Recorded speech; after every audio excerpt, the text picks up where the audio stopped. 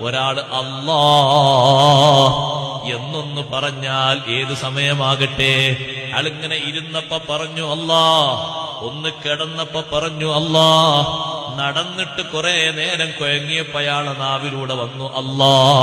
വലിയ ദിക്റല്ലേ അത്.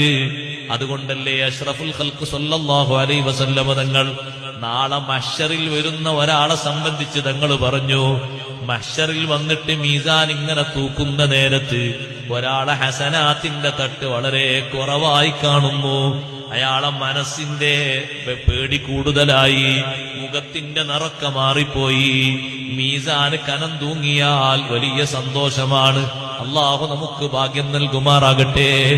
മീസാന് ഹസനാത്തിന്റെ തട്ട് കനം തൂങ്ങിക്കണ്ടാൽ ആ മനുഷ്യന് ലഭിക്കുന്ന സന്തോഷം ചെറുതല്ല. ഹസനാത്തിന്റെ തട്ടിങ്ങനെ കനം കുറഞ്ഞ് തിന്മയുടെ